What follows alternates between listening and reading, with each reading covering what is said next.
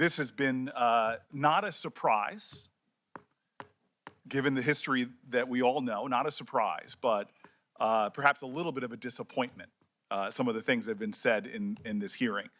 The way you have dealt with some of these things, that's why you are a judge and I am a politician, because you have sat with grit and grace and have shown us just extraordinary demeanor during the times where people were saying things to you that are actually out of the norm. I had to go up dais to ask some of my more senior colleagues about what I feel like is a dangerous precedent. People are taking 1,000 cases you've been over, is that right? I'm sorry, I said you wouldn't ask you questions, but just give me a... Something like that. Something like that. And from what I understand is that these cases are often take days, weeks, sometimes months, right? To decide in a case? Yeah. Yes. There's a trial sometimes. And folks are taking any of those cases and just trying to pick pieces out. And so my colleague, Senator Hawley, has been doing this all into the lead up and saying things, tweeting things that I think that a lot of us, when I was just trying to get some advice here, is this is what the new standard is going to be. That any judge coming before us that has ever chosen outside of the sentencing guidelines, below the sentencing guidelines, we're creating this environment now where I could make myself the hero of people who have been victims of some horrible crime and suddenly put whatever judge I want on the defensive by trying to drag out little bits when they have no context to the case.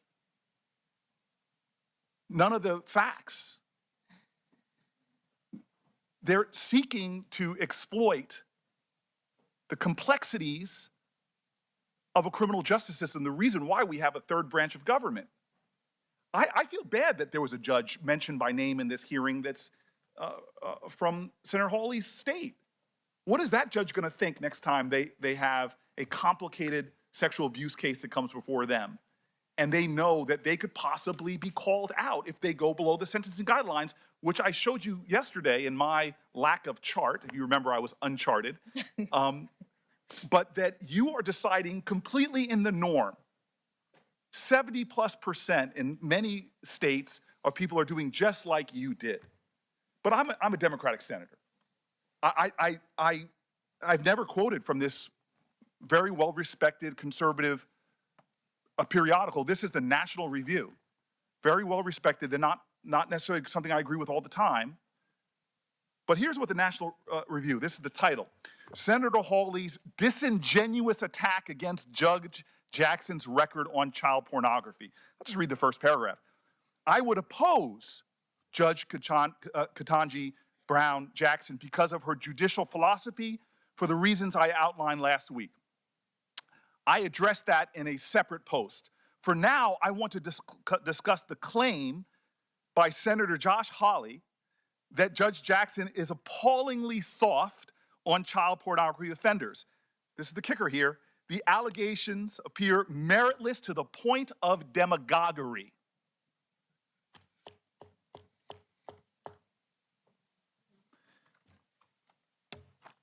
I got letters from leaders of victims' rights groups, survivors of assault, all saying sort of the same thing with the National Review. Feel proud about yourself. You brought together right and left in this calling out of people that will sit up here and try to pull out from cases and try to put themselves in a position where they're the defenders of our children. To a person who has children, to a person whose family goes out in streets and defends children. I mean, this is a new low. And what's especially surprising about this is it didn't happen last year. You were put on a court that I'm told is considered like the second most powerful court in our land. And you were passed with bipartisan support. Nobody brought it up then. Did they not do their homework? Were they lax? Did they make a mistake? I wonder, as they ask you the question, do you regret? I wonder if they regret that they didn't bring that out. No, why? Because it was an allegation that is meritless to the point of demagoguery. You are, I don't mean this in any way, because if anybody called me average, I would be upset, but you are a mainstream judge. Your sentencing, I've looked at the data, falls in the mainstream on everything from child sexual assault to all the other issues that people are trying to bring up. Some of these things that are being cast at you, that you called George Bush a war criminal, come on, that is painful. Especially because, as you said, the brief change, these are names that you have to put in. And we're talking about a real issue that goes to the core of our values, torture. Barack Obama was named once Bush left office. There is an absurdity to this that is, it is almost comical if it was not so dangerous. Because the next time a judge comes before us on the right or the left that has a body of work like you do, gosh, one of the, some performance artists on our side could pull out one of the cases where they were below the sentencing guideline, say, for example, it was on something like as horrific as rape that we all agree is horrific, and they can suddenly put themselves as the defense. How dare we put someone who's soft on crime? Well, are you soft on crime? God bless America. I got this great text. I've become really good friends with the folks at the FOP from my negotiations, and this was my favorite text. You all got to get this. I think my brother Kennedy might get a kick out of this. He goes, things that are uncountable, stars in the sky, grains of sand on the beach, and the number of times Democrats will mention that the FOP endorsed Judge Jackson in this hearing. But let me mention it again. Just in case my people say you're rough on crime folks really want to try to make that stick. You were endorsed by the largest organization of rank and file police officers. You were endorsed by the bosses, the largest organization of chiefs of police. And you were endorsed by Noble, who I hope people find out more about that organization.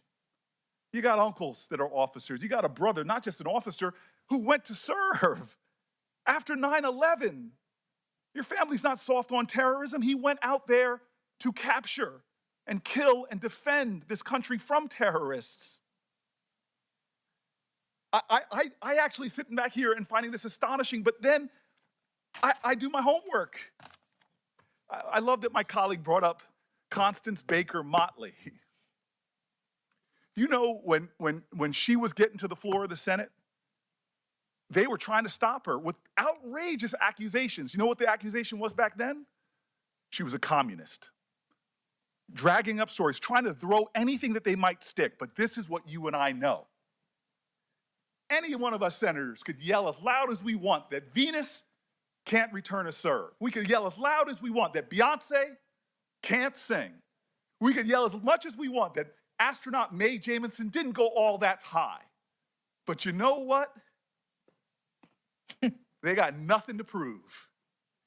As it says in the Bible, let the work I've done speak for me. Well, you have spoken.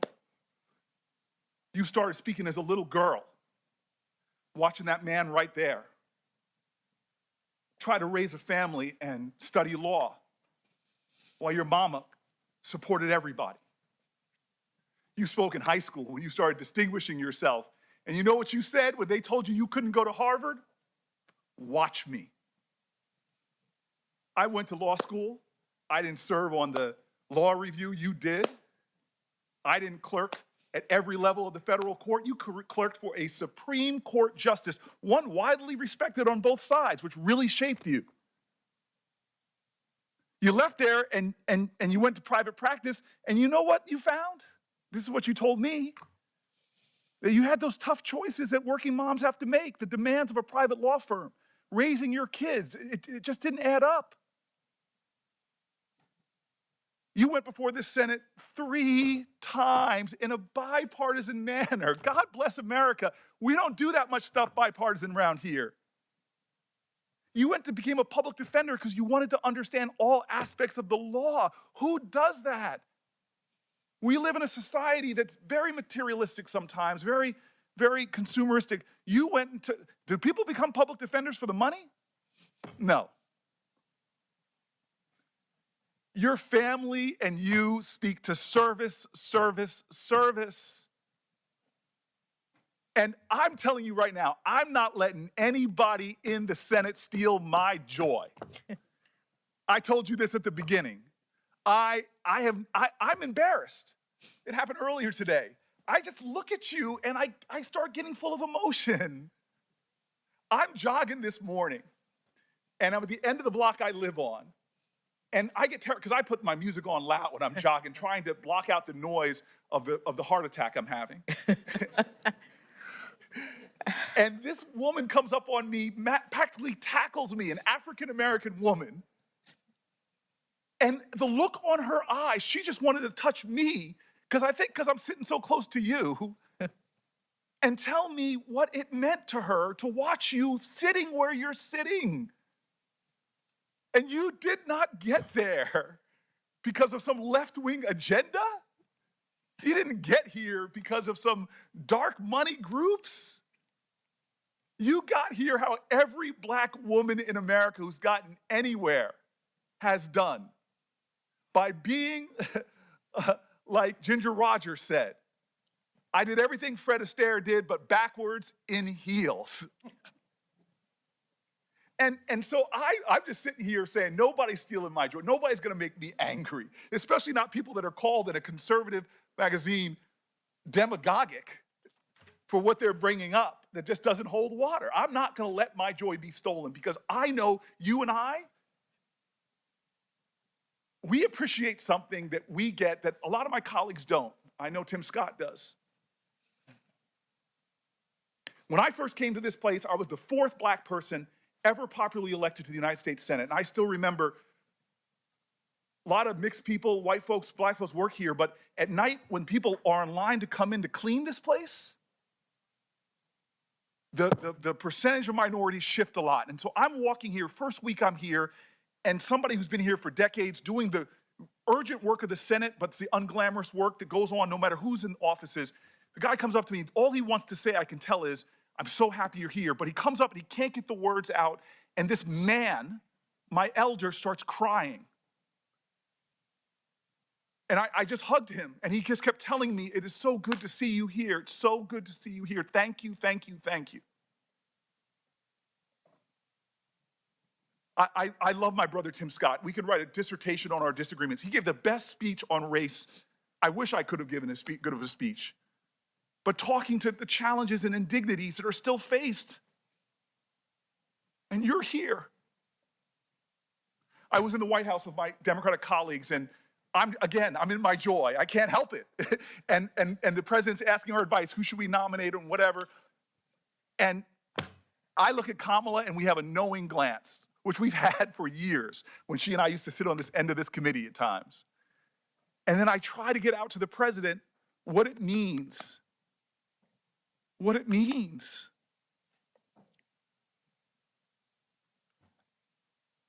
And I want to tell you, when I look at you, this is why I get emotional.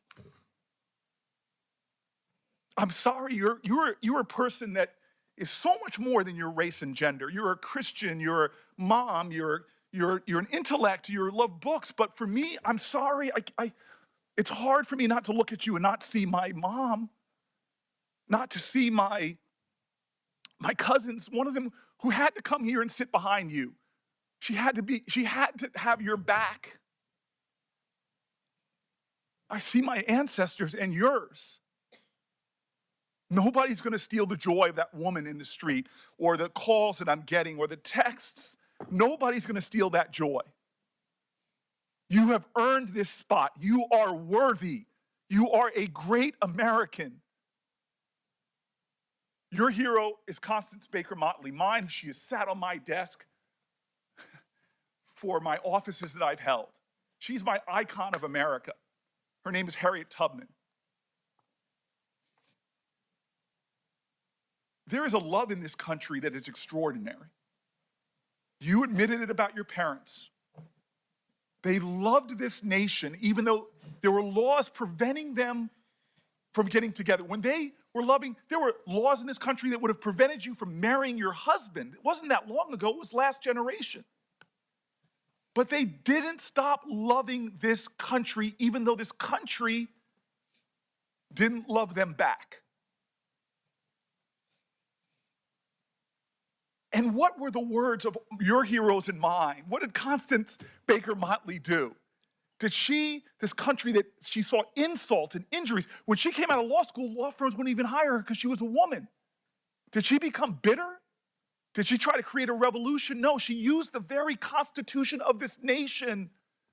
She loved it so much, she wanted America to be America. As Langston Hughes wrote, "Oh, let America be America again."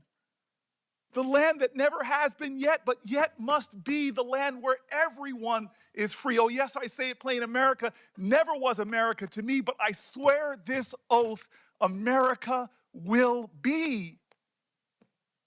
That is the story of how you got to this desk, you and I and everyone here, generations of folk who came here and said, America, I'm Irish. You may say, no, Irish or dogs need to fly, but I'm going to show this country that I can be free here. I can make this country love me as much as I love it. Chinese Americans, first forced into near slave labor, building our railroads, connecting our country, saw the ugliest of America, but they were going to build their home here and say, America, you may not love me yet, but I'm going to make this nation live up to its promise and hope. LGBTQ Americans, from Stonewall women to Seneca, hidden figures who didn't even get their play until some Hollywood movie finally talked about them and how they were critical for us defying gravity. All of these people loved America. And so you faced insults here that were shocking to me. Well, actually not shocking. But you are here because of that kind of love. And nobody's taken this away from me. So you got 5 more folk to go through. 5 more of us. And then you can sit back and let us have all the debates. And I'm going to tell you, it's going to be a well-charted Senate floor because it's not going to stop. They're going to accuse you of this and that. Heck, in honor of your person who shares your birthday, you might be called a communist. But don't worry, my sister. Don't worry. God has got you. And how do I know that? Because you're here. And I know what it's taken for you to sit in that seat. Harriet Tubman is one of my heroes because the more I read about this person, the more, she was viciously beaten. For her whole life, she used to fall into spells, cracked skull. She faced starvation, chased by dogs. And when she got to freedom, what did she do? Did she rest? No, she went back. Again and again and again. The sky was full of stars. But she found one that was a harbinger of hope for better days, not just for her and those people that were enslaved, but a harbinger of hope for this country. And she never gave up on America. She fought led troops in the Civil War. She was involved in the suffrage movement. And as I came back from my run, after being near assaulted by someone on the street, I thought about her and how she looked up. She kept looking up. No matter what they did to her, she never stopped looking up. And that star, it was a harbinger of hope. Today, you're my star. You are my harbinger of hope. This country is getting better and better and better. And when that final vote happens and you ascend onto the highest court in the land, I'm going to rejoice. And I'm going to tell you right now, the greatest country in the world, the United States of America, will be better because of you. Thank you.